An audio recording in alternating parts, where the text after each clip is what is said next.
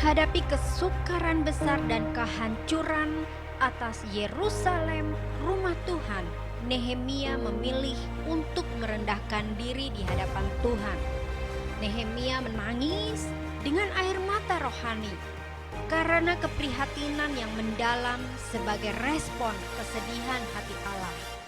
Nehemia berdoa karena percaya bahwa ini bukanlah akhir bagi rumah Tuhan.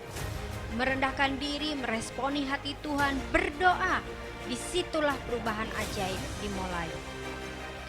Puing-puing dalam kehidupan, puing-puing dalam rumah Tuhan seringkali hanyalah suara yang memanggil seorang pejuang.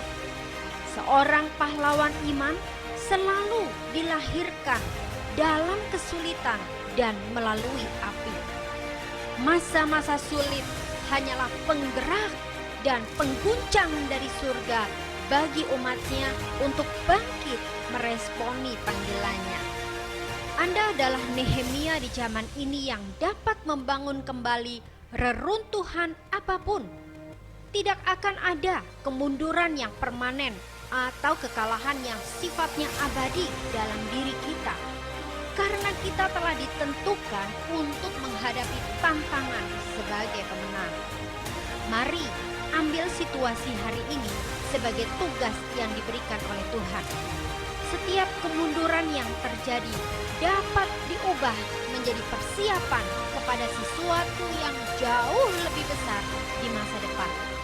Dunia memang terbatas karena fana, tapi jangan biarkan batasan yang ditetapkan oleh dunia menahan langkah dan gerakan orang percaya. Mengajak seluruh jemaat GPDI Kasih Persaudaraan, mari kita ikuti jejak seorang pahlawan yang bernama Nehemia. Mari bergandeng tangan, meresponi kerinduan Tuhan menjadi batu hidup. Dengan merendahkan diri, berdoa, bahkan berpuasa, kita akan menata kembali puing-puing yang telah berserakan. Mengubah tembok runtuh menjadi tembok raksasa. Sebab Tuhannya Nehemia, Allah semesta langit, bersama dengan kita.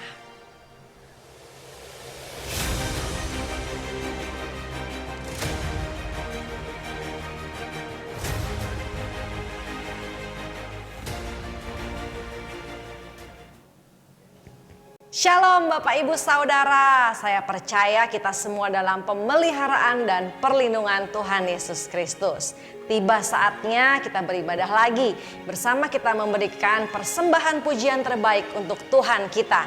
Saya percaya Tuhan akan memproses dan memberkati hidup kita lebih dahsyat lagi. Pada kesempatan ini kami juga ingin menyambut Bapak Ibu Saudara yang baru pertama kali hadir, baik offline maupun online, di GPDI Kasih Persaudaraan. Kami ingin mengucapkan welcome home. Selamat datang.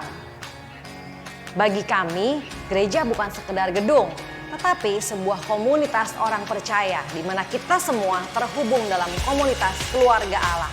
Mengapa kita perlu komunitas keluarga Allah? Supaya kita bisa bertumbuh, saling mengasihi, melayani, dan memancarkan wajah Kristus. Kami juga memiliki kelompok sel yang disebut Connect Family. Bagi Anda yang belum tergabung dengan Connect Family, Anda dapat segera menghubungi kami di nomor yang tertera di layar dengan menyertakan nama, usia, alamat, dan nomor telepon Anda. Segera setelah kami menerimanya, kami akan menghubungi Anda, lalu kita dapat terhubung dalam Connect Family. Nah, selama bulan April ini kita membahas new creation atau ciptaan baru, di mana kita mau belajar lebih detail lagi bagaimana menjadi orang-orang yang sudah lahir baru, bagaimana cara pandang, bahasa, kebiasaan, dan gaya hidup yang Tuhan inginkan buat kita, ciptaan yang baru. Bapak, Ibu, Saudara penasaran? Mari kita semua antusias belajar menjadi ciptaan-ciptaan baru. Mari siapkan hati kita untuk diajar dan dibentuk menjadi makin serupa dengan Kristus. Selamat beribadah, Tuhan Yesus memberkati. Shalom Bapak Ibu, saya juga mau menyapa Bapak Ibu yang ada di rumah. Shalom, saya undang Bapak Ibu untuk bangkit berdiri. Kita mau bersatu dalam doa untuk memulai ibadah siang hari ini. Tuhan, terima kasih untuk siang hari ini. Kami percaya Tuhan, siang hari ini kami sehati sepakat Tuhan untuk memuji, meninggikan nama-Mu. Sebab kami percaya saat kami memuji dan meninggikan nama-Mu Tuhan, kami diperbaharui dan kami percaya ada kuasa-Mu di tempat ini. Yang siap memuji Tuhan dan percaya ada kuasa Tuhan di tempat ini, katakan amin.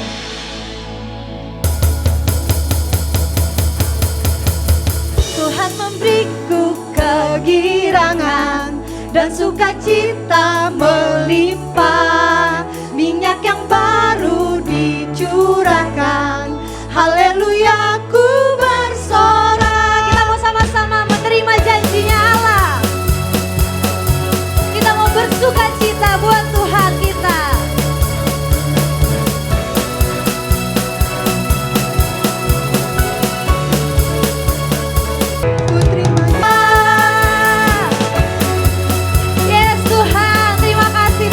Sukacita-Mu Tuhan.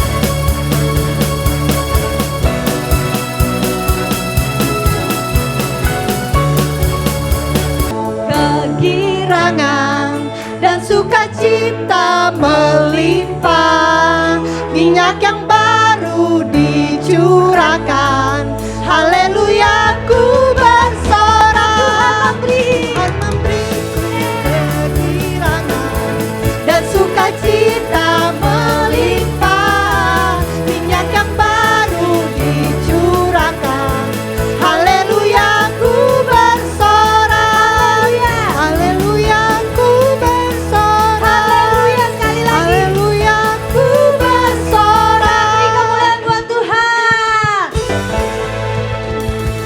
Yes Tuhan. Kita mau sama-sama bersorak buat Tuhan, sebab Dia yang telah memberikan setiap kita kemenangan. Duduk Bapak Ibu Saudara, selamat siang. Apa kabar? Silahkan duduk. Ya, silahkan duduk. Bapak Ibu, senang sekali kita bisa berjumpa kembali bersama-sama siang hari. Boleh lihat kiri kanan, kasih dada begitu. Halo, dada. Tuhan Yesus memberkati. Tetap semangat Bapak Ibu Saudara, kita sudah masuk di bulan Mei. Haleluya, Tuhan baik. Tuhan tidak pernah meninggalkan kita semua, bahwasanya untuk selama-lamanya kasih setia Tuhan dalam hidup kita. Haleluya, saya menyambut juga Bapak Ibu Saudara yang beribadah melalui Zoom. Apa kabar? Sehat semua? Sehat ya? Baik, beberapa hal ingin saya sampaikan pada siang hari ini. Bapak Ibu Saudara, saya mengucapkan selamat datang, welcome home. Pada Bapak Ibu Saudara, dan juga saya mengucapkan selamat datang bagi Bapak Ibu Saudara yang baru pertama kali hadir beribadah bersama-sama di tempat ini. Selamat datang, Tuhan memberkati Bapak Ibu Saudara. Bagi kami ibadah bukan sekedar kita berkumpul, memuji dan memuliakan nama Tuhan. Gereja bukan sekedar kita berkumpul memuji Tuhan, tapi gereja adalah keluarga rohani, di mana kita mau bertumbuh bersama-sama, kita mau maju bersama-sama, dan kita tetap memuliakan Tuhan. Haleluya. Dan Bapak Ibu Saudara, bagi Bapak Ibu Saudara yang ingin memberikan persembahan, Bapak Ibu Saudara bisa memberikannya di depan, ada kotak, ada amplop persembahan. Bapak Ibu bisa masukkan di sana atau Bapak Ibu bisa transfer juga. Bapak Ibu bisa memberi dengan ketulusan dan sukacita kepada Tuhan. Kita percaya waktu kita memberi kepada Tuhan, kita mau menyenangkan hati Tuhan. Haleluya. Dan hari Senin sampai Rabu ada doa malam online. Ya, hari Senin sampai Rabu ada doa malam online. Hari Senin doa malam online melalui Zoom jam 7 malam. Hari Selasa doa malam youth online dan onsite di Season City. Jadi jam 7 malam di tempat ini, tapi di ruang 2 sebelah sana ada doa youth onsite, dan itu akan juga dilakukan secara online. Jadi Bapak Ibu Saudara juga bisa ikuti bersama-sama secara online, mendoakan juga anak-anak muda kita. Dan hari Rabu ada doa umum di Merpati secara onsite dan online. Jadi saya mengundang Bapak Ibu Saudara bisa ikut entah onsite ataupun online. Kita percaya Tuhan hadir, Tuhan Maha hadir. Di rumah kita masing-masing pun Tuhan hadir. Haleluya. Dan saya mau mengundang Bapak Ibu Saudara untuk kita bergabung dalam Komsel Connect Family. Seperti tadi, gereja bukannya sekedar tempat ibadah tapi keluarga rohani. Ada Komsel-Komsel, ada Connect Family, di mana kita bisa mau bertumbuh bersama, saling menguatkan, saling mendoakan, saling mendukung bersama-sama untuk kemuliaan nama Tuhan. Dan slide-nya belum diganti. Dan bagi Bapak Ibu Saudara yang suka olahraga, kita punya sport ministry, pingpong dan badminton. Ya. Bagi Bapak Ibu yang ingin bergabung boleh, supaya kita sehat juga. Tapi Bapak Ibu bisa tanya nanti kepada Asyar di depan, nanti bisa bergabung bersama-sama. Baik, gereja ada Instagram gereja. Bagi Bapak Ibu yang suka main IG, boleh follow Instagram gereja @gpdikp. Tuhan Yesus memberkati Bapak Ibu Saudara. Siang hari ini kita akan dilayani oleh Ibu Christine. Siapkan hati kita untuk menerima firman Tuhan. Bapak Ibu bisa mencatat. Ya, saya percaya firman Tuhan akan mengubah hidup kita. Firman Tuhan akan menjamah hidup kita. Firman Tuhan ya dan amin. Tuhan tidak pernah berubah dahulu, sekarang sampai selama-lamanya. Dan kita tidak akan jadi sama lagi. Baik, Tuhan Yesus memberkati Bapak Ibu Saudara. Semangat, selamat hari Minggu, dan Tuhan Yesus memberkati. Silakan. Saya undang Bapak Ibu untuk bangkit berdiri, kita mau sama-sama masuk dalam hadiratnya Tuhan. Kita mau sama-sama menikmati hadiratnya Tuhan.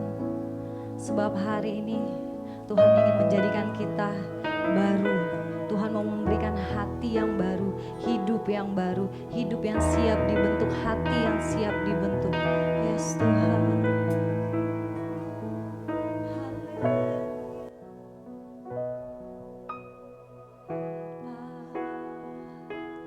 Karuniakan sebuah hati yang mengasihimu lebih dari segalanya. Bapa, karuniakan sebuah hati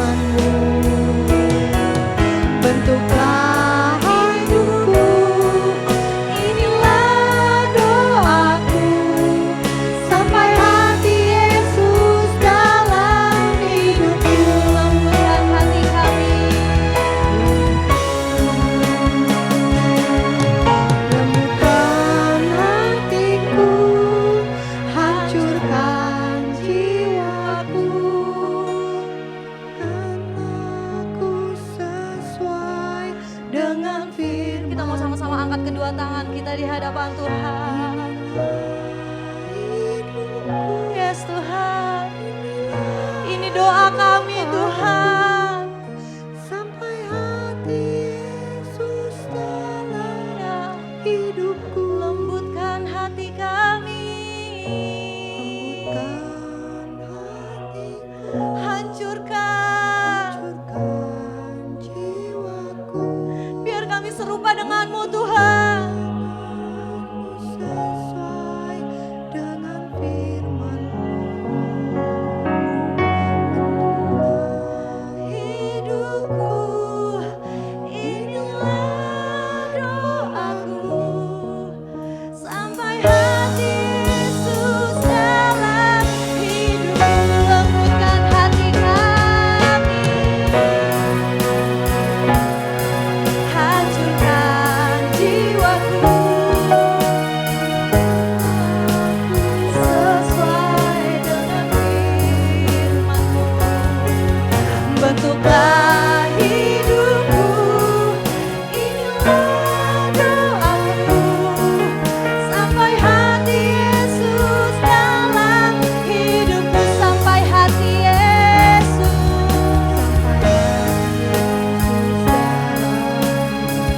Sampai hati Yesus. Sampai hati Yesus dalam hidupku. Haleluya, kita mau sama-sama sembah Tuhan. Oh, haleluya. Berikan kami hati yang baru. Oh, Yesus. Kau berikan kami hati yang baru, menjadi seperti-Mu Tuhan. Haleluya. Kira-la-la-la-la-la-la-la-base. Urapan-Mu nyata, kuasa-Mu mengalir. Kira-bashikara-bata-kara-la-la-la-la-base. Haleluya. Bentuk hati kami, bentuk hati kami Tuhan. Biar kami menjadi seperti-Mu. Haleluya.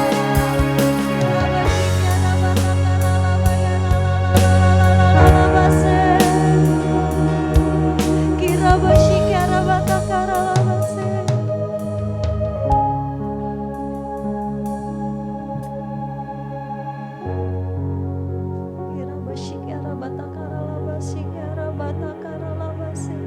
Kami percaya Tuhan, Kau mengalirkan Roh Kudus-Mu di tempat ini Tuhan. Kami percaya Tuhan, Kau mau bentuk setiap hati kami Tuhan. Menjadikan kami manusia yang serupa dengan-Mu Tuhan. Kira-bashikara-bata-kara-la-base. Lembutkan hatiku, hancurkan jiwaku. Hidupkanlah aku sesuai dengan firman-Mu, yes Tuhan. Bentuklah hidupku, inilah, amin. Sampai hati Yesus dalam hidupku. Lembutkan hatiku, hancurkan jiwaku. Amin. Kira baba baba baba baba ya la la la la la la la la basi.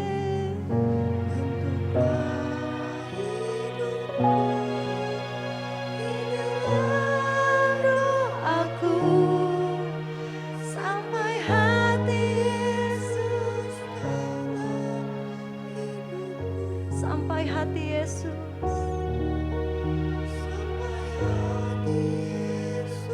Dalam hidupku. Sampai hati Yesus. Sampai hati Yesus dalam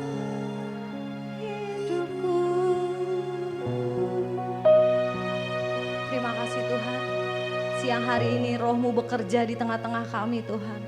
Kau sedang memeluk setiap kami Tuhan. Menjadikan kami manusia yang serupa dengan-Mu Tuhan. Dan kami percaya Tuhan, kami mau siapkan hati kami Tuhan. Untuk lebih lagi dibentuk Tuhan. Untuk lebih lagi Tuhan, untuk kami bisa melayani-Mu Tuhan. Kami percaya siang hari ini Tuhan. Kami datang ke tempat ini Tuhan. Dan kami pulang tidak akan sia-sia Tuhan. Di dalam nama Tuhan Yesus kami sudah berdoa dan mengucap syukur. Haleluya. Amin.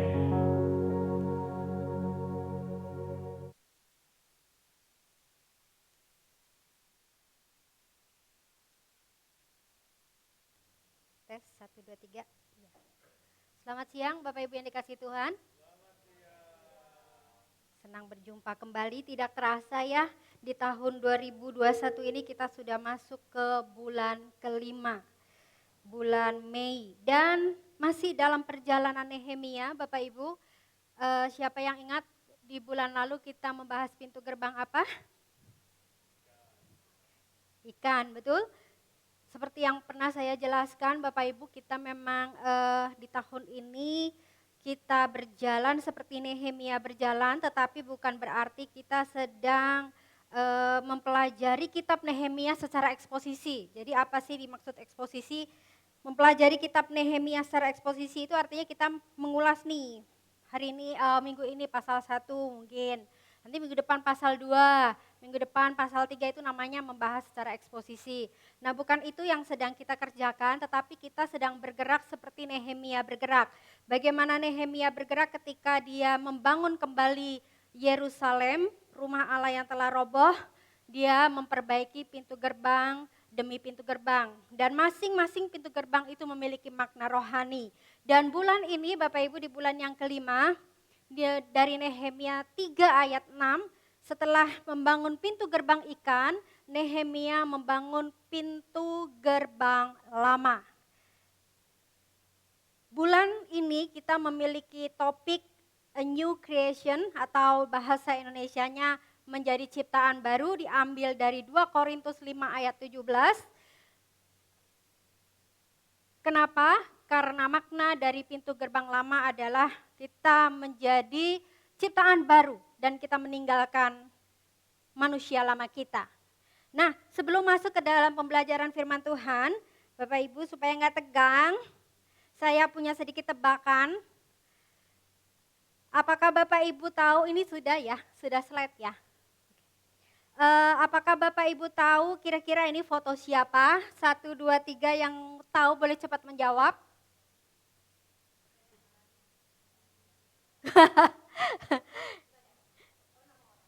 Oh iya betul. Ya, betul. Aladin. Wah, berarti tukang nonton. Ketahuan. Ada Bapak Ibu yang nggak tahu? Ya, ini adalah film. Oh, nggak tahu. Baik, Des, nanti nonton ya, Des ya. Oh. Ini adalah film Bapak Ibu, film Aladin. Jadi waktu itu kami sekeluarga, saya suami dan anak saya yang kecil dan anak saya yang besar, kami nonton di atas. Itu udah tahun lalu mungkin ya. Di atas ya. Kita nonton di atas ya. Film Aladin. Nah, di film Aladin ini diceritakan Bapak Ibu bahwa Aladin ini sebenarnya seorang rakyat jelata yang berasal dari ekonomi di bawah, dan bahkan lebih dari itu dia mempunyai profesi sebagai seorang pencuri. Jadi dia sudah biasa berpura-pura, hidup berpura-pura dan kemudian dia mencuri, maling Bapak Ibu, maling. Tapi kemudian kan Aladin menemukan, apa itu guci itu namanya apa? Yang digosok-gosok itu apa? Oh iya, Pak Amping tahu aja, lampu ajaib. Menemukan lampu ajaib dan diberikan kesempatan untuk mengajukan 3 permintaan, dan permintaan yang pertama adalah dia menjadi seorang pangeran. Jadi ceritanya Aladin sudah disulap sedemikian dari seorang maling, seorang pencuri, dan kemudian dia menjadi seorang pangeran. Gak main-main ya, banyak rakyatnya, banyak penari-penarinya, banyak prajurit-prajuritnya datang ke kerajaan. Nah, tetapi ternyata ketika Aladin menghadapi situasi di dalam kerajaan itu, dia masih membawa mentalnya yang lama. Dia merasa ciut, dia merasa takut. Nah, di adegan ini, kebetulan ini di Google ada fotonya. Di adegan ini, yang berpakaian biru itu si jinnya dia berkata begini, saya hanya bisa mengubah bagian luarmu, tapi saya nggak bisa mengubah bagian dalammu. Saya nggak bisa mengubah di yang lainnya, saya nggak bisa mengubah karaktermu. Jadi Bapak Ibu teman-teman, Aladin ini sebenarnya udah jadi pangeran, dia udah punya semuanya, bahkan dia punya jin yang selalu ada di sampingnya dan siap melakukan apa saja. Dan bahkan dia masih punya 2 permintaan yang belum dia lakukan yang bisa membuat dia memiliki apa saja. Tetapi ternyata mental yang dia miliki adalah tetap mental seorang pencuri, mental seorang pembohong. Dan dia memiliki mental bahwa dia bukan raja, dia bukan raja, saya bukan raja. Dan dia sangat ketakut dan ciut ketika berada di dalam situasi yang dia hadapi pada saat itu sebagai seorang raja. Nah Bapak Ibu teman-teman, hari ini di minggu pertama ini berkaitan dengan tema kita A New Creation, saya memberi judul Kekuatan Identitas. Apa yang dimaksud dengan kekuatan identitas adalah bagaimana kita mendefinisikan diri kita, siapa kita menurut versi kita itu memiliki kekuatan untuk mengendalikan hidup kita dan menggerakkan hidup kita. Contohnya dalam film Aladin tadi, dia mendefinisikan dirinya, saya ini seorang pencuri, saya ini seorang pembohong, saya biasa hidup berpura-pura. Itu adalah definisi dirinya yang melekat. Dan sekalipun dia sudah berubah disulap menjadi raja, tetapi definisi itu tetap dia bawa ketika dia menjadi seorang raja. Ternyata yang menggerakkan dia bukan keadaannya yang baru, bahwa dia sekarang seorang raja, tetapi definisi dirinya yang melekat. Itu sebabnya dia takut, itu sebabnya dia ciut. Nah Bapak Ibu teman-teman, bagaimana kita mendefinisikan diri kita sendiri, itu akan memiliki kekuatan untuk mengatur banyak hal dalam kehidupan kita. Mengatur apa? Banyak hal. Keputusan-keputusan kita, kebiasaan-kebiasaan hidup kita, nilai hidup kita, kepercayaan-kepercayaan kita, cara berpikir kita, komunitas atau teman-teman yang kita pilih di mana kita mau bergaul dengan mereka, tindakan-tindakan kita, ketertarikan kita terhadap sesuatu itu sangat dipengaruhi oleh identitas siapa saya. Saya mendefinisikan diri saya adalah seorang pembaca. Saya selalu tertarik dengan buku, Bapak Ibu. Hal yang sangat saya sulit kuasai untuk belanja adalah belanja buku. Kemudian tindakan bahkan tujuan hidup kita akan sangat dipengaruhi oleh identitas. Bagaimana kita mendefinisikan siapa diri kita. Saya ingin ambil contoh yang paling sederhana, Bapak Ibu mungkin di sini kita semua pernah punya anak atau minimal kita pernah jadi anak.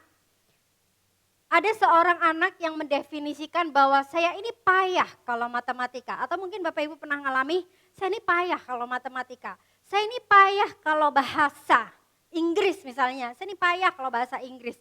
Saya ini payah kalau matematika. Anggaplah seorang anak yang mendefinisikan dirinya, saya ini payah kalau matematika. Akibatnya apa? Ketika dia berjumpa dengan tugas matematika, definisi tentang dirinya begitu kuat, memberikan sebuah cara berpikir kepada dia bahwa ini sulit buat saya. Bahwa saya nggak bisa nih matematika. Dan kemudian dia percaya bahwa dia nggak bisa, padahal mungkin dia belum coba itu matematika. Tapi dia percaya saya nggak bisa, sebab saya lemah dalam matematika. Dan bahkan kemudian akan menggerakkan tindakannya, dia malas untuk mengerjakan. Rasanya mungkin dia sudah stres duluan lihat matematika, tertekan bahkan luar biasa dengan matematika. Definisi dirinya sendiri, saya payah matematika. Itu akan membuat dia menjadi memiliki banyak hal yang kemudian menjadikan dia sama persis dengan definisi dirinya. Nah, saya nggak tahu apakah Bapak Ibu pernah mengalami ini, saya pernah. Salah satu contoh yang ingin saya sampaikan adalah salah satu contoh, saya bertahun-tahun, bahkan bukan bertahun-tahun ya, berpuluh-puluh tahun, saya hidup dalam sebuah definisi tentang diri saya sendiri, saya ini orang malam. Bapak Ibu tahu orang malam? Kalong. Jadi kalau malam itu on, baterainya full. Untuk mengerjakan segala sesuatu itu malam itu rasanya tokcer banget. Tapi begitu pagi, saya sangat lemah. Walaupun saya bisa bangun, tetapi saya akan sangat lemah. Saya mau belajar juga nggak bisa konsentrasi, saya mau mengerjakan apa-apa juga tidak pernah bisa maksimal. Karena saya punya definisi saya orang malam, saya selalu bisa maksimal di malam hari. Dan itu berpuluh-puluh tahun menjadi definisi saya tentang diri saya sendiri dan saya hidup dengan cara demikian. Lalu suami saya berkata, kamu nggak boleh melek malam. Gak bisa, aku orang malam. Kebetulan suami saya orang pagi. Nggak bisa.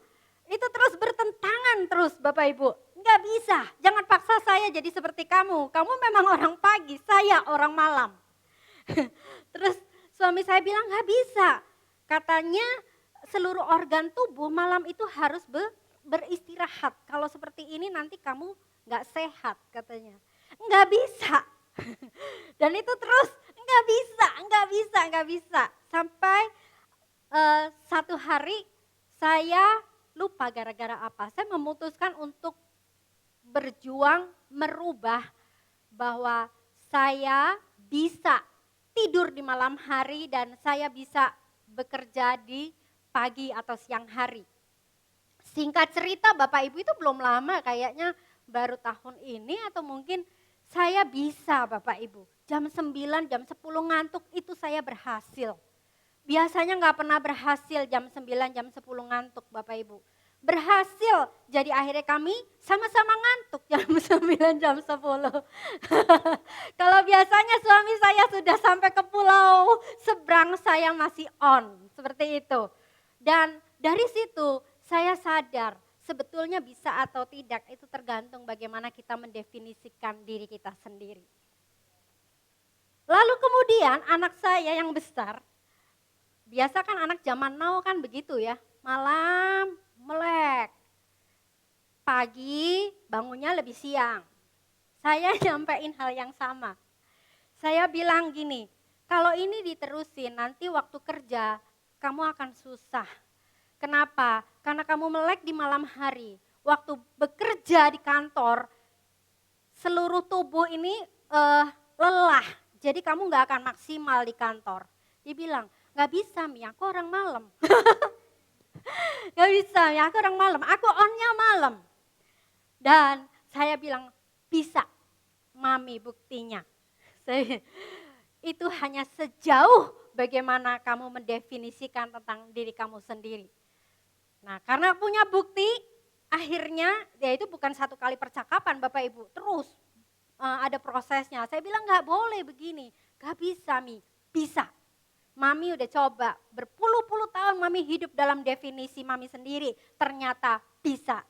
Dan singkat cerita, dia mencari buku yang memotivasi dia untuk bangun pagi hari, dan akhirnya dia pun bisa Bapak Ibu. Dan bahkan dia bilang begini, Mami tahu gak ada yang namanya chronotype tadi kalau gak salah. Jadi chronotype itu memberitahu bahwa ada beberapa jenis orang yang memang masing-masing itu berbeda-beda. Ada yang normal, ada yang pagi, ada yang malam, di mana memiliki 4 jam dalam 24 jam itu paling maksimal dan produktif. Dan setelah dia mempelajari tentang dirinya sendiri, ternyata dia bukan orang malam. Ternyata dia adalah orang normal. Jadi selama ini yang menggerakkan untuk dia hidupi adalah definisi tentang dirinya sendiri. Apakah Bapak Ibu menangkap tentang hal ini? Ada lagi, Saya bukan orang rapi. Kalau saya bukan orang rapi, di mana-mana ketemu yang gak rapi, saya malas rapiin. Setuju Bapak Ibu? Karena saya bukan orang rapi. Tapi kalau kita mendefinisikan diri kita, saya orang rapi. Maka di mana-mana lihat yang gak rapi, gak tahan. Saya ini orang rapi, gak betah saya gak lihat-lihat yang gak rapi. Begitu punya kekuatan untuk menggerakkan menjadi siapa kita. Itulah definisi tentang diri kita sendiri Bapak Ibu. Nah sekarang saya ingin kasih contoh definisi kita dari Alkitab. Ini saya hanya mengulang dari apa yang sudah kita pelajari di bulan Januari dan Februari dan Maret. Kita sudah belajar, ini saya pakai bahasa Inggrisnya maaf, ini diambil dari 1 Korintus 6 ayat 19, kita udah belajar selama sebulan, tidak tahukah kamu bahwa tubuhmu adalah bait Roh Kudus. Nah mungkin ya Bapak Ibu, karena kita terlalu sering mendengar ayat ini, kita tuh sampai gak bisa memaknai apa sih makna dari bait Roh Kudus. Ya kita sudah belajar itu rumah Allah. Mungkin sudah terlalu familiar dengan kata-kata rumah Allah sampai kita tuh gak bisa memaknai apa sih maksudnya rumah Allah. Dan satu terjemahan dari ILT mengatakan tempat suci. Jadi Alkitab mendefinisikan kita adalah tempat suci yang didiami oleh Allah sendiri. Nah mungkin itu juga belum dong banget buat kita, tapi saya satu kali membaca buku dan buku itu penulisnya, pengarangnya mendefinisikannya sebagai kuilnya Tuhan. Nah kata-kata kuil itu buat saya cukup powerful Bapak Ibu. Kenapa? Saya dulu suka nonton film kungfu. Dan film kungfu itu kan pasti ada kuil-kuil Shaolin, betul? Kuil-kuil macam-macam. Dan saya membayangkan kuil itu begitu indah, begitu dijaga, begitu dihormati oleh banyak orang. Karena mereka percaya di dalam kuil itu mereka bisa berjumpa dengan Tuhannya mereka. Nah Alkitab mendefinisikan kita ini adalah kuilnya Tuhan Bapak Ibu. Masalahnya apakah kita juga mendefinisikan hal yang sama untuk tubuh kita, untuk diri kita, bahwa kita ini kuilnya Tuhan. Kalau kita mendefinisikan hal itu maka akan sangat sulit buat kita hidup di dalam ketidakkudusan. Ambil contoh ya Bapak Ibu ya. Ambil contoh seandainya kita ini memiliki kelemahan di dalam hal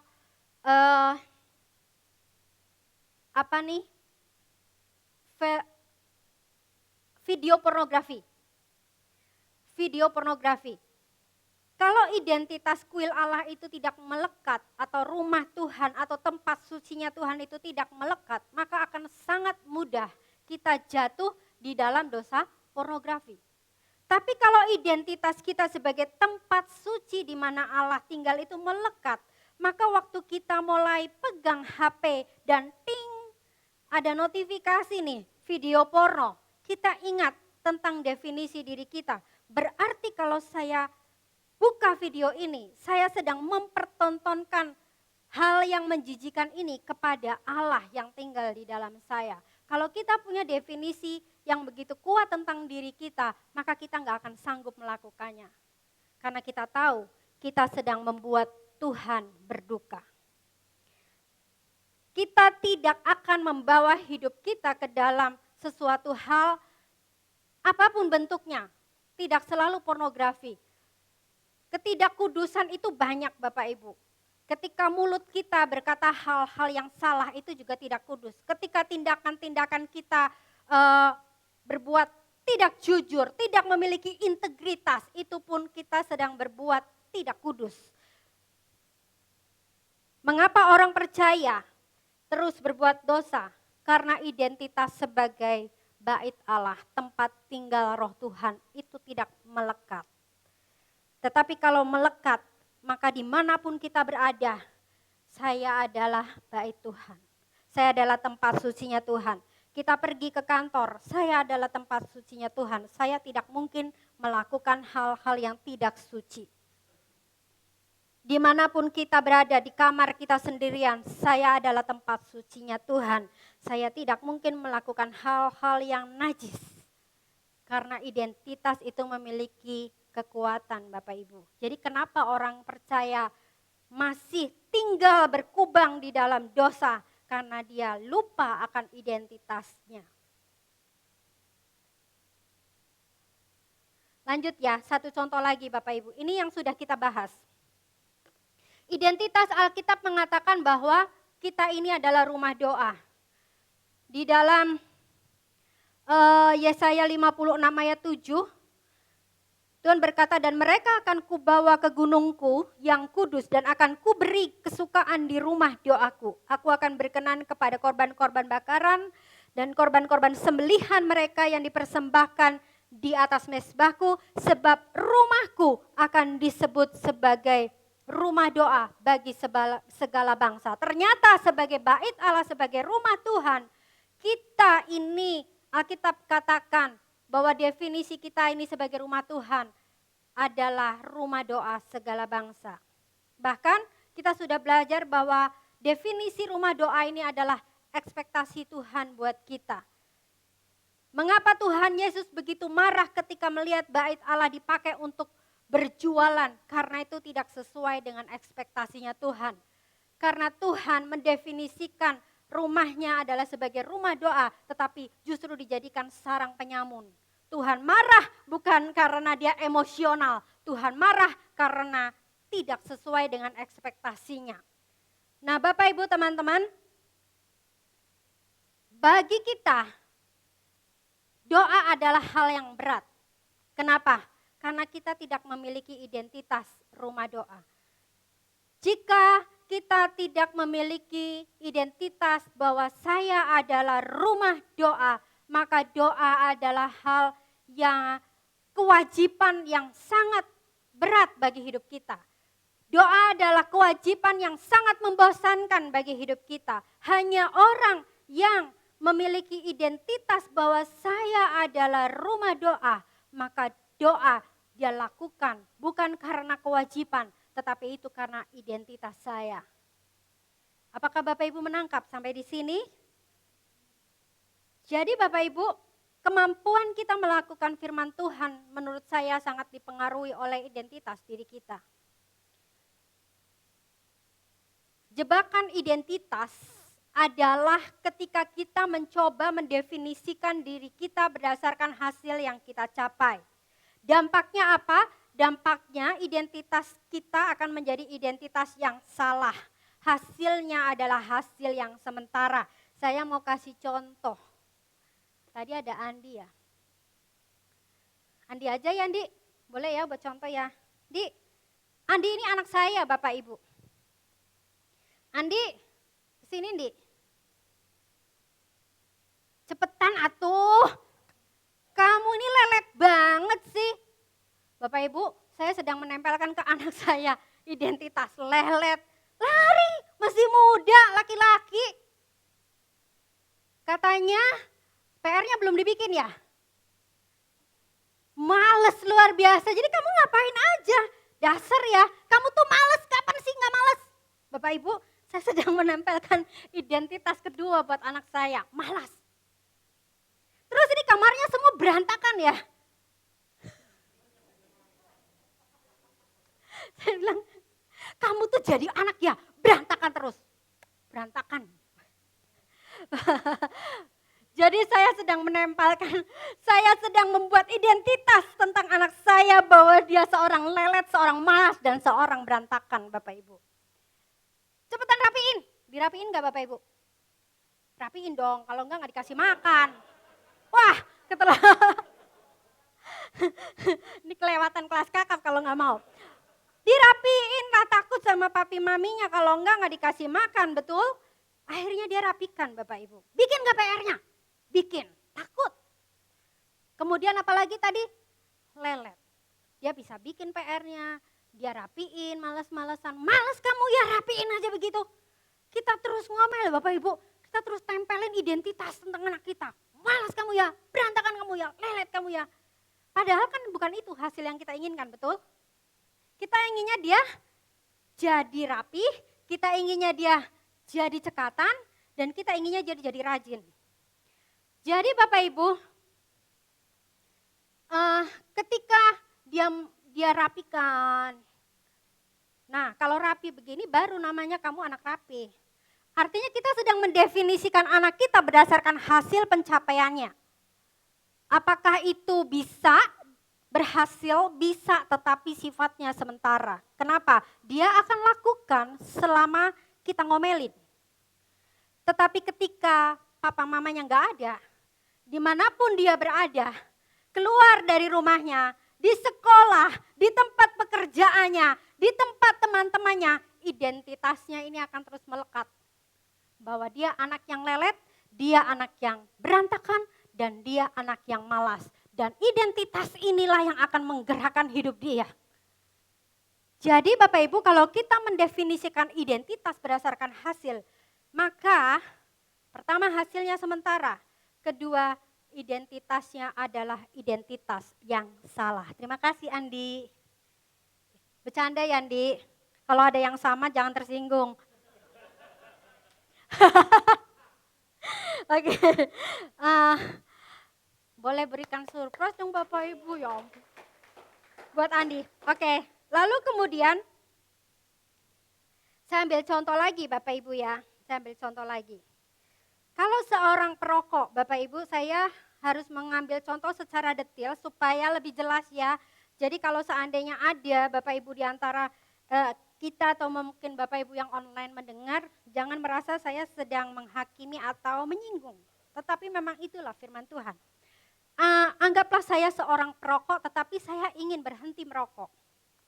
Kalau identitas saya adalah saya seorang perokok, tapi saya ingin berhenti merokok. Maka apakah berhasil? Berhasil. Tetapi sementara Bapak Ibu. Akan sangat besar kemungkinannya kita kembali merokok. Kenapa? Karena identitas saya ini, saya seorang perokok. Gak tahan saya kalau gak ngerokok, mulut saya pahit. Dan itu terus identitas ini melekat di mana kita hidup. Saya hanya sedang berusaha untuk berhenti merokok, tapi saya seorang perokok. Jadi selama saya belum merubah identitas saya sebagai perokok, maka kita Bapak Ibu yang sedang berjuang untuk berhenti merokok, akan sangat besar kemungkinannya kita akan kembali merokok. Saya ambil contoh lagi, saya adalah peminum. Saya ini pecandu minum, ini identitas saya, tapi saya ingin bertobat, saya ingin berhenti dari minum. Bisa berhasil? Bisa, tetapi juga tidak permanen. Pada waktunya Bapak Ibu, identitas ini memiliki kekuatan untuk mendorong kita. Saya peminum, saya nggak tahan kalau nggak minum. Tubuh saya ini rasanya dingin. Tubuh saya ini rasanya sakit semua kalau saya nggak kena alkohol. Sedikit saja saya harus minum karena saya seorang peminum. Jadi identitas ini akan mempunyai kekuatan untuk menggerakkan kita kembali melakukan sebuah tindakan yang sebenarnya kita nggak mau. Lalu kemudian Bapak Ibu, saya ambil contoh lagi. Saya ini kelemahannya dalam hal seks. Tapi saya ingin bertobat. Selama Bapak Ibu menyimpan identitas, saya ini memang orang yang kelemahannya selalu di bidang seks. Identitas ini akan terus menggerakkan Bapak Ibu. Walaupun mungkin kita berhasil, tetapi hasilnya akan sementara. Satu waktu kita akan jatuh lagi di dalam dosa perzinahan. Kenapa? Karena identitasnya melekat. Identitasnya melekat di dalam diri kita. Saya adalah orang yang kelemahannya di dalam bidang seks. Saya selalu jatuh ketika saya berhadapan dengan pornografi atau hal-hal yang bersifat seks. Ada lagi Bapak Ibu, saya kasih contoh satu lagi. Saya ini adalah seorang yang emosional. Memang saya emosional sih. Jadinya, tapi saya nggak mau emosi, saya nggak boleh marah. Kita berusaha sedemikian rupa untuk tidak marah, apakah berhasil? Berhasil sementara. Tetapi akan jauh lebih sering kita menjadi emosi Kenapa? Karena definisi tentang saya orang emosional itu terus melekat. Jadi ketika menghadapi apapun juga, definisi saya tentang saya ini orang emosional itu akan menggerakkan kita. Wajar orang emosional responnya seperti ini. Wajar karena saya memang kelemahannya di bidang emosi. Apakah Bapak Ibu menangkap sampai di sini? Halo? Yang menangkap boleh bilang apa ya? Apa ya? Oke lah, lanjut. Bagaimana kita berjalan di dalam kekuatan identitas? Berjalan di dalam kekuatan identitas adalah ketika kita melepaskan identitas-identitas kita yang lama. Selama identitas ini masih melekat di dalam hidup kita, maka kita akan selalu kembali ke sini. Walaupun sebetulnya firman Tuhan berkata kita adalah ciptaan baru, tetapi selama kita tidak melekatkan bahwa saya adalah ciptaan baru, maka kita akan selalu kembali kepada manusia lama kita. Itu sebabnya Bapak Ibu penting sekali untuk kita orang percaya mengetahui identitas kita menurut Alkitab. Siapa kita menurut Alkitab? Dan sebelum identitas menurut Alkitab itu melekat, maka kita akan sangat sulit mendapatkan hasil yang sama dengan apa yang Alkitab katakan. Jadi Bapak Ibu untuk mengalami sebuah perubahan selalu harus dimulai dengan merubah identitas kita terlebih dahulu. Contohnya anak tadi, Andi. Bagaimana? Tapi kan memang kenyataannya benar, dia malas, dia lelet. Kita harus mengubah. Kamu itu anak rajin. Anak rajin selalu bikin PR. Bikin PR-nya sekarang. Kamu itu anak cekatan. Anak cekatan jalannya gak kayak gitu. Lari. Bapak Ibu, identitas itulah yang akan mengubah hidup seseorang secara permanen. Ketika identitasnya melekat, maka kemanapun dia berada, dimanapun kita berada, dan kapanpun identitas kita itu akan selalu menggerakkan kita. Cara berpikir kita, tindakan kita, apa yang kita percayai, dan semuanya tentang kita. Nah sekarang Bapak Ibu, ada banyak identitas menurut Alkitab. Jadi hidup kita adalah sama dengan siapa atau bagaimana kita mendefinisikan tentang diri kita. Inilah saya. Identitas saya seperti ini. Sebelum saya merobek identitas saya yang lama, maka inilah saya. Untuk berjalan di dalam kekuatan identitas menurut Alkitab, maka setiap identitas yang lama harus kita lepaskan dan kita gantikan dengan siapa saya menurut Alkitab. Yang percaya boleh katakan amin. Jadi Bapak Ibu, apa yang Alkitab katakan? Alkitab mengatakan kita adalah ciptaan yang baru. Yang lama sudah berlalu, sesungguhnya yang baru sudah datang. Ada begitu banyak definisi tentang siapa kita menurut firman Tuhan. Tapi hari ini saya ingin membagikan satu definisi yang sangat memberkati hidup saya. Siapa yang datang dari atas adalah di atas semuanya. Dan siapa yang berasal dari bumi termasuk pada bumi dan berkata-kata dalam bahasa bumi. Siapa yang datang dari surga adalah di atas semuanya. Satu identitas yang Alkitab katakan tentang kita adalah kita datang dari atas. Apa maksudnya datang dari atas? Siapa yang datang dari atas? Gambar ini Bapak Ibu menjelaskan tentang 2 Korintus 5 ayat 17. Siapa yang di dalam Kristus, ia adalah ciptaan yang baru, yang lama sudah berlalu, sesungguhnya yang baru sudah datang. Apa maksudnya? Ketika Bapak Ibu sebelumnya, kata-kata siapa yang datang dari atas menurut salah satu tafsiran, dalam bahasa aslinya adalah digunakan dengan kata yang sama ketika Alkitab menulis Yohanes 3 ayat 3 yang berkata bahwa sesungguhnya jika seorang tidak dilahirkan kembali, ia tidak melihat kerajaan Allah. Jadi yang dimaksud dengan datang dari atas adalah seseorang yang dilahirkan kembali. Nah, Bapak Ibu, apa maksudnya dilahirkan kembali? Bagi Bapak Ibu yang sudah menerima Yesus dengan sungguh-sungguh. Bukan orang yang Kristen, bukan orang yang gereja, bukan Bapak Ibu. Orang yang sudah menerima Yesus dengan sungguh-sungguh. Maka Bapak Ibu telah diciptakan baru. Nikodemus tanya, bagaimana saya diciptakan baru? Bagaimana saya dilahirkan kembali? Saya udah tua. Dan Alkitab menjelaskan, bukan jasmanimu yang dilahirkan baru, tetapi rohmu yang lama sudah berlalu. Bapak Ibu lihat, dan roh kita digantikan dengan yang baru. Ini adalah makna dari ciptaan baru Bapak Ibu. Nah, Alkitab mengatakan bahwa sebagai ciptaan baru, ayat tadi mengatakan kita ini datang dari atas. Apa maksudnya datang dari atas? Bapak Ibu, ingat kita suka kedatangan YWAM beberapa waktu yang lalu, beberapa tahun yang lalu sebelum COVID. Kalau YWAM-nya dari Aussie, saya sudah punya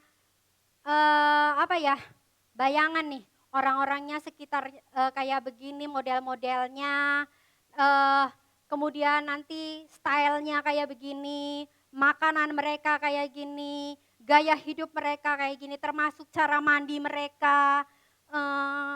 Sudah kebayang dari asal usulnya. Tapi kita juga pernah kedatangan YWAM dari China. Dan ternyata dari China berbeda.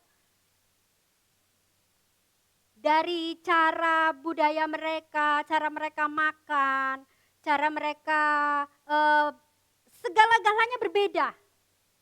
Jadi Bapak Ibu, ketika Alkitab berkata kita datang dari atas, Alkitab sedang memberitahu kita tentang asal-usulnya kita.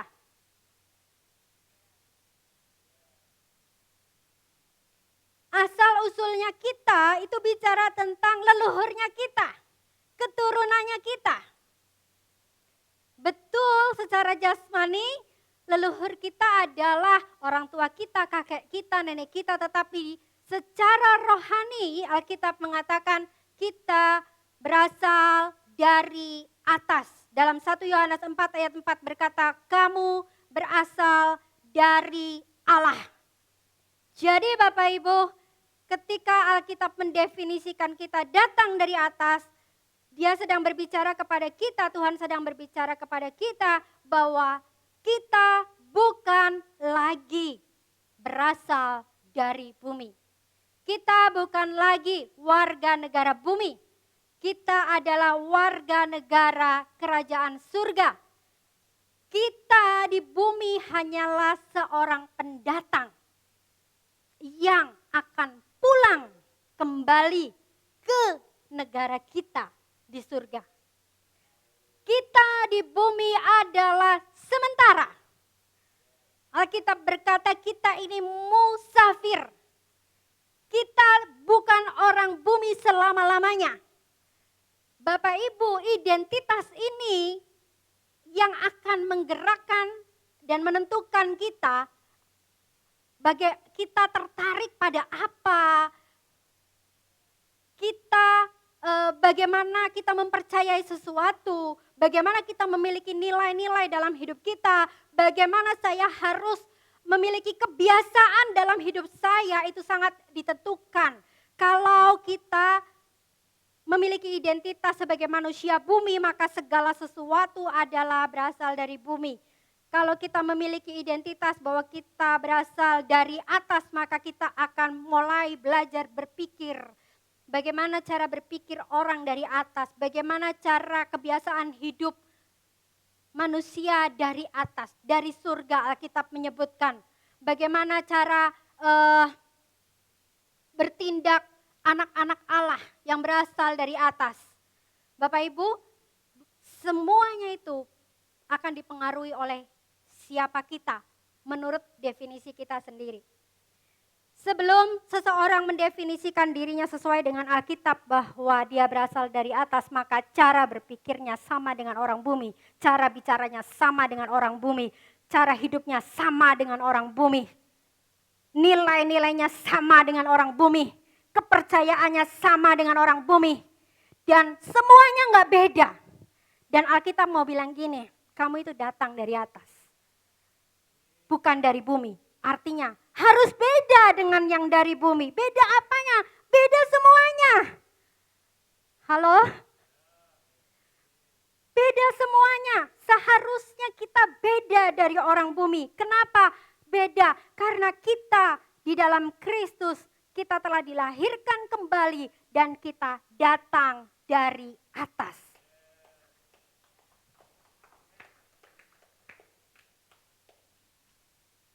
Kalau orang di bumi tertarik kepada A, seharusnya kita beda tertariknya.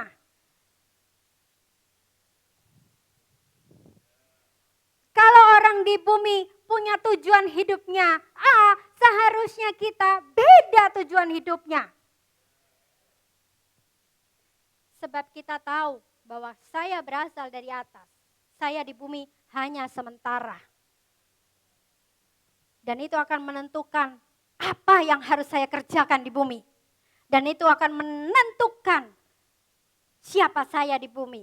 Bapak Ibu, mengapa mencari kerajaan Allah terlebih dahulu begitu sulit bagi kita?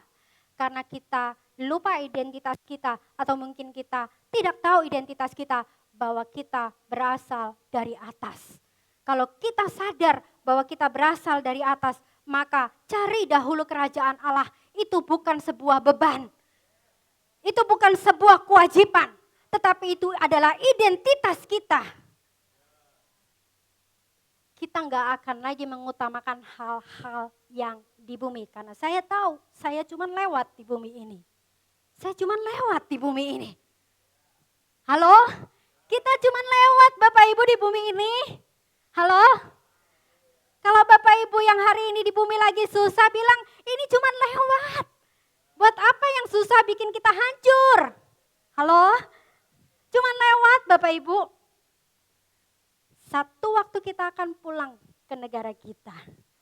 Kerajaan surga. Dan itu yang seharusnya menjadi prioritas hidup kita. Amin. Nah, ayat tadi mengatakan bahwa siapa yang berasal dari bumi adalah milik bumi.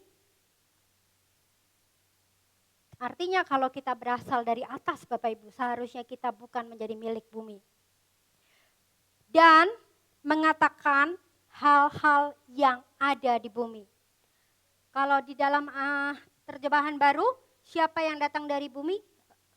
Berkata-kata dalam bahasa bumi. Saya ambil terjemahan lain, berkata-kata dalam bahasa bumi artinya apa? Mengatakan hal-hal yang ada di bumi. Nah, hari-hari ini kita sedang menghadapi situasi pandemi, bukan? Apa yang orang bumi katakan tentang pandemi, Bapak Ibu? Apa yang orang dunia katakan tentang situasi hari ini, Bapak Ibu? Milikilah bahasa yang berbeda dari mereka. Halo? Jangan orang bumi mengeluh, kita juga ikut mengeluh. Bahasa kita harus berbeda. Apa yang dunia dan orang bumi katakan tentang hari depan, Bapak Ibu? Milikilah bahasa yang berbeda, walaupun situasinya sama. Sebab kita berasal dari atas. Yang mengerti boleh katakan amin. Milikilah bahasa yang berbeda. Kalau orang bumi menceritakan keadaan-keadaan bumi yang porak-poranda, frustasi dengan masalah-masalah yang ada, terpuruk dengan keadaan yang ada, maka seharusnya sebagai orang yang dari atas kita memiliki bahasa yang berbeda. Sekarang yuk kita mau koreksi, selama pandemi 1 tahun lebih bahasa apa yang kita pakai Bapak Ibu? Bahasa surga atau bahasa bumi? Nah, terakhir Bapak Ibu.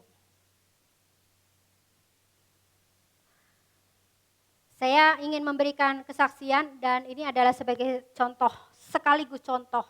Saya nggak tahu ya bagaimana dengan pembicara yang lain, tetapi kalau saya pribadi, saya selalu mengalami seperti ini loh. Ketika saya ingin menyampaikan firman, itu sekian bulan sebelumnya, seperti seolah-olah tuh firman tuh dilempar dulu ke hidup saya, dan saya harus ngalami dulu. Itu terus terjadi seperti itu. Nah ketika sekian bulan saya sudah punya plan kan saya akan tugas untuk menyampaikan hal ini. Maka saya mengalami hal kurang lebih 1 bulanan terakhir ya. Kurang lebih. Saya mengalami hal yang sangat berat buat hidup saya. Saya sangat tertekan Bapak Ibu. Pendeta juga bisa tertekan. Saya sangat tertekan. Beneran asli saya tertekan. Sebenarnya nggak ada masalah baru, masalahnya ya masalah yang lama. Tapi entah kenapa dulu tidak menekan saya, tetapi sebulan terakhir ini sangat menekan saya. Saya sungguh-sungguh tertekan. Sampai saya tidak ingin melakukan apa-apa.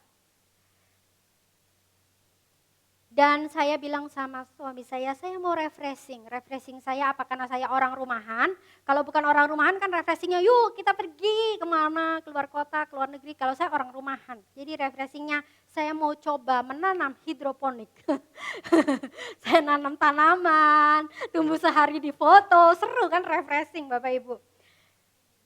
Sebetulnya sejujurnya saya sangat tertekan. Dan itu adalah cara saya untuk refreshing. Dan kemudian sebetulnya kan tentang bahasa surga, bahasa bumi ini kita sudah pernah belajar ya waktu kita belajar tentang momen berbicara seperti Tuhan berbicara kan. Jadi saya sudah mengerti kan harusnya saya berbicara seperti Tuhan berbicara dalam situasi yang buruk. Kita udah belajar kalau Tuhan kita di dalam Kejadian bertemu dengan kegelapan, dia tidak berbicara seperti bahasa bumi yang menjelaskan betapa gelapnya ya dunia ini ya. Ini gelapnya tuh ampun-ampunan loh. Nggak tahu nih gelapnya mau sampai kapan, luar biasa gelap. Dan itu bahasa bumi.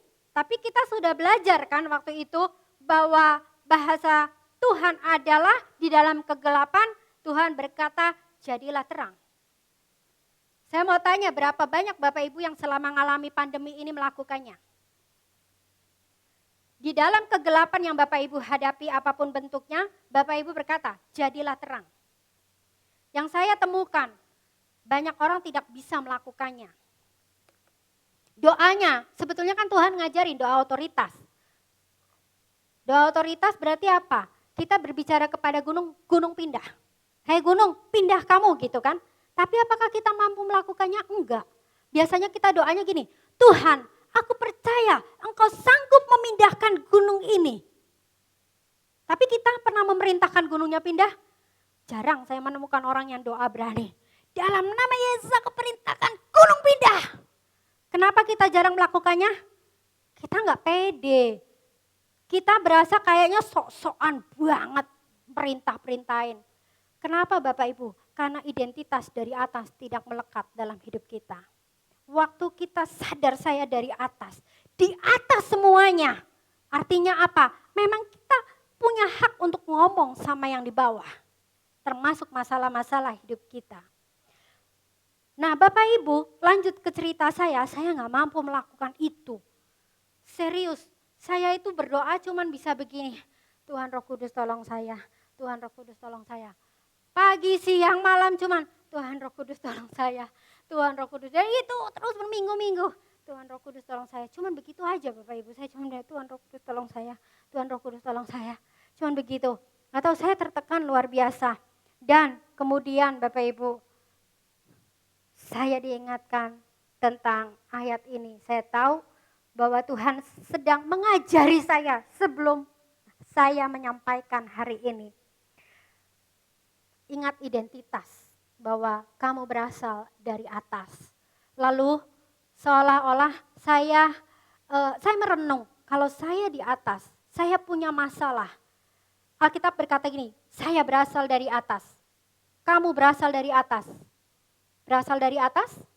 Siapa yang datang dari atas adalah di atas semuanya. Berarti kalau kita punya masalah Bapak Ibu, Masalah itu seharusnya di atas kita atau di bawah kita.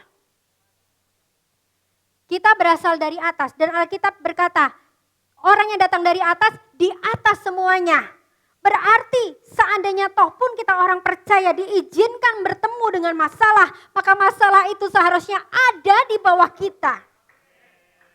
Mengapa kita jadi tertekan? Karena kita mengizinkan masalah hidup kita ada di atas kita. Padahal Alkitab berkata kamu datang dari atas dan kamu di atas semuanya. Bapak Ibu, kekuatan identitas itu akan sangat powerful. Saya terus memperkatakan aku berasal dari atas. Aku di atas semuanya. Aku berasal dari atas. Aku di atas masalahku. Saya terus memperkatakan itu Bapak Ibu, aku di atas masalahku. Apakah masalahnya langsung selesai? Enggak.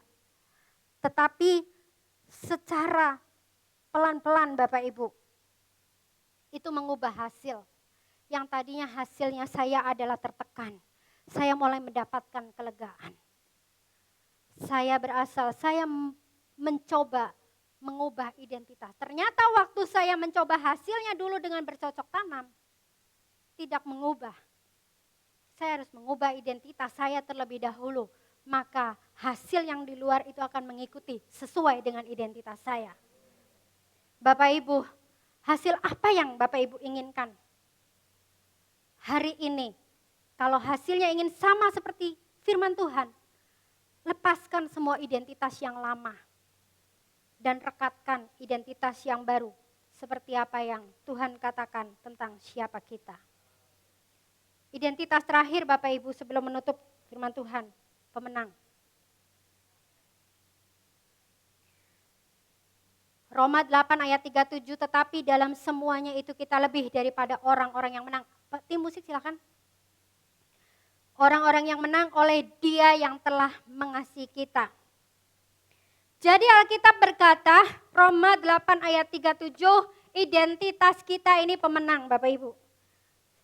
Menutup ibadah ini Bapak Ibu saya bilang, saya ingin berkata lekatkan identitas ini. Kalau identitas pemenang ini melekat Bapak Ibu. Bapak Ibu pergi ke tempat gelap. Ini gelap banget nih, gelap banget. Apakah kegelapan merubah identitas saya? Apakah kegelapan merubah identitas Bapak Ibu? Halo? Identitas ini akan tetap pemenang Bapak Ibu. Identitas ini tidak akan pernah berubah hanya gara-gara kita berada di tempat yang gelap. Setuju? Kalau kita pergi ke tempat yang sangat sulit, situasinya ini sulit. Dan kita melekatkan identitas apa yang Tuhan katakan tentang siapa kita. Apakah situasi yang sulit ini akan mengubah identitas kita? Tidak.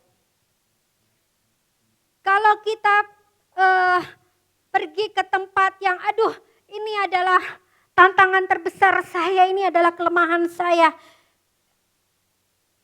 Kalau kita melekatkan identitas kita yang sesuai Alkitab katakan ya, mungkin ini hal yang sangat lemah buat saya, sangat berpotensi untuk membuat saya jatuh kembali. Ini buat saya berat. Kalau kita sudah merobek identitas kita yang lama dan menggantikan dengan identitas yang baru, apakah situasi ini akan mengubah identitas kita? Tidak juga. Jadi artinya apa Bapak Ibu? Selama identitas yang dari Tuhan itu melekat, maka tidak peduli apapun situasi yang Bapak Ibu hadapi, Bapak Ibu tetap pemenang. Tidak peduli ikatan dosa seperti apapun, kalau identitas dari Tuhan melekat, Bapak Ibu akan sanggup melepaskan dari ikatan dosa itu. Tidak peduli semua orang rohaninya hari ini lagi lesu. Kenapa? Pandemi sudah setahun. Kita ibadah gak bisa seperti dulu. Jadi semua orang rohaninya lesu. Tidak peduli semua orang rohaninya lesu. Kalau identitas yang dari Tuhan itu melekat, maka kita gak ikut jadi lesu. Sebab kita adalah pemenang, amin.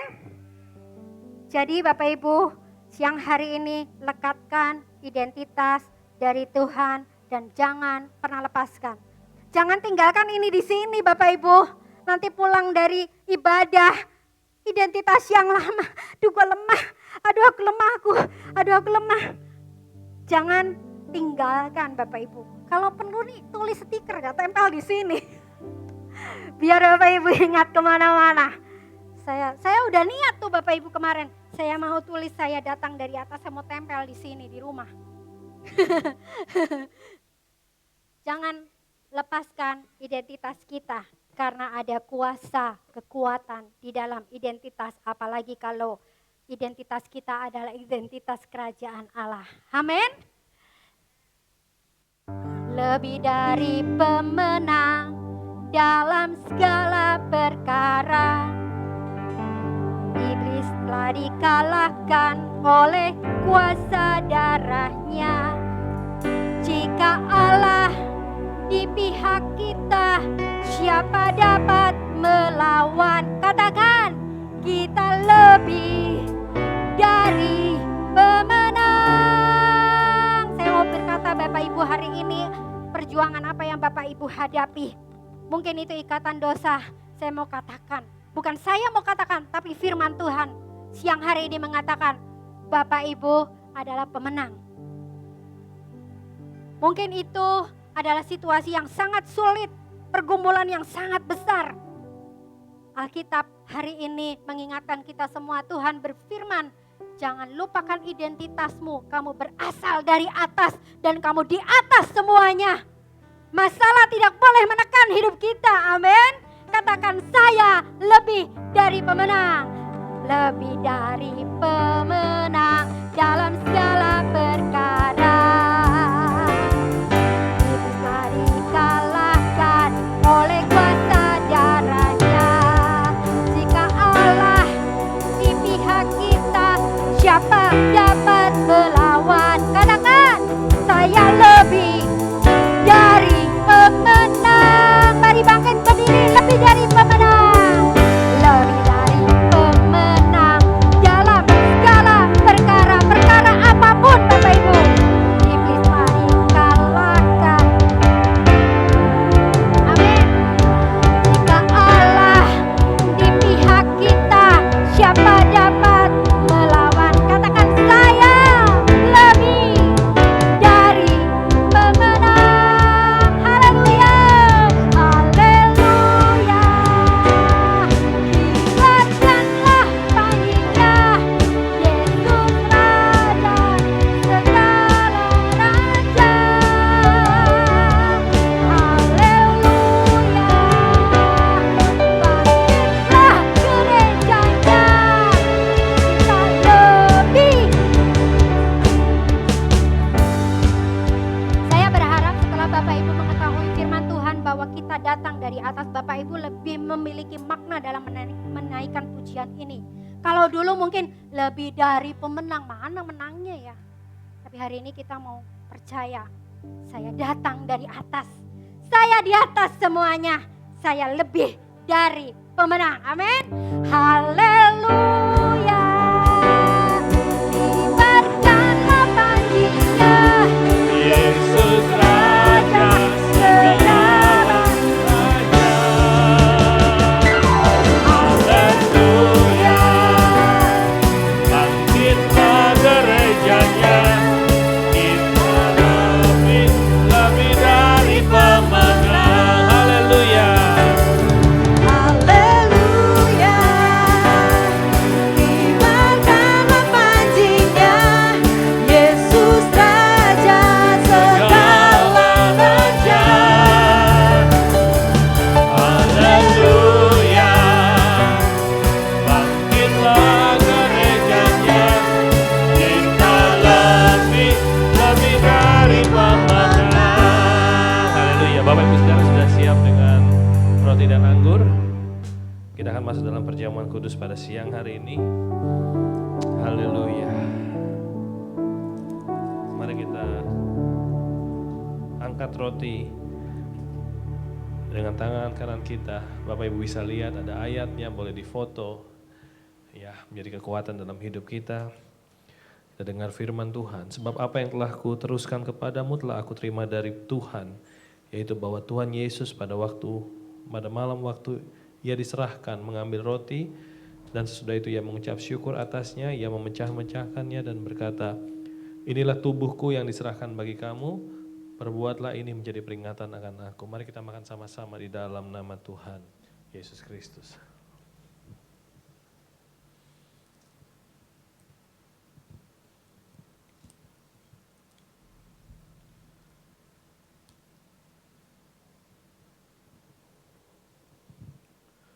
Mari kita angkat cawan kita. Demikian juga yang mengambil cawan sudah makan lalu berkata, cawan ini adalah perjanjian baru yang dimeteraikan oleh darahku. Perbuatlah ini setiap kali kau meminumnya menjadi peringatan akan aku. Mari kita minum sama-sama di dalam nama Tuhan Yesus Kristus.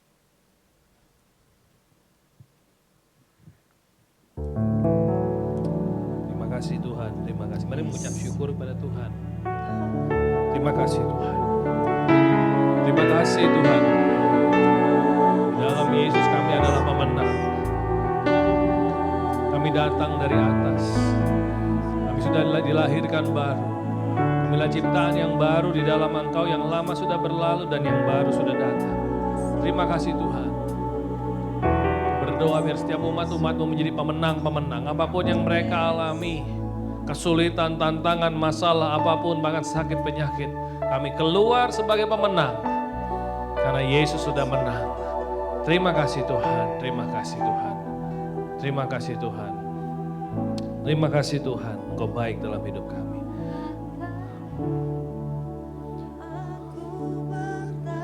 Terima kasih Tuhan. Kau harapan dalam kesesakan, Kau buktikan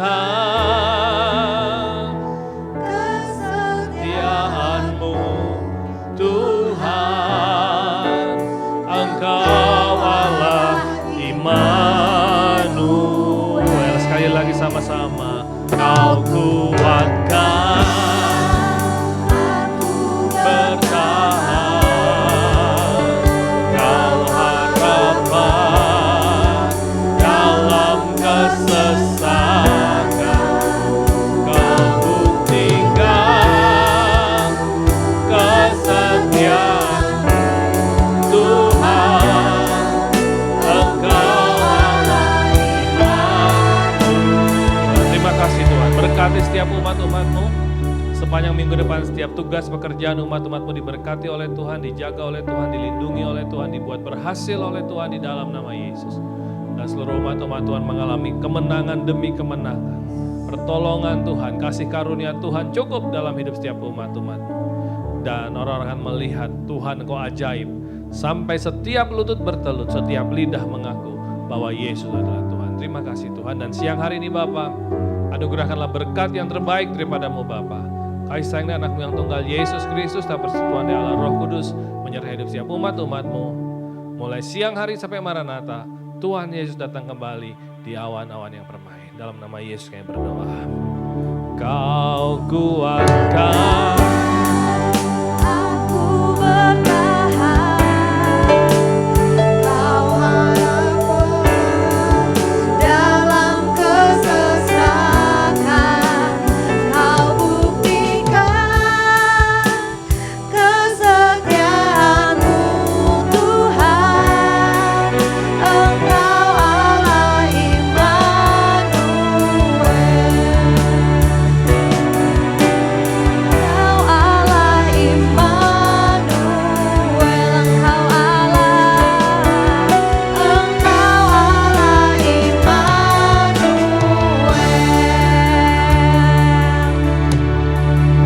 Terima kasih Bapak Ibu, selamat hari Minggu, Tuhan Yesus memberkati.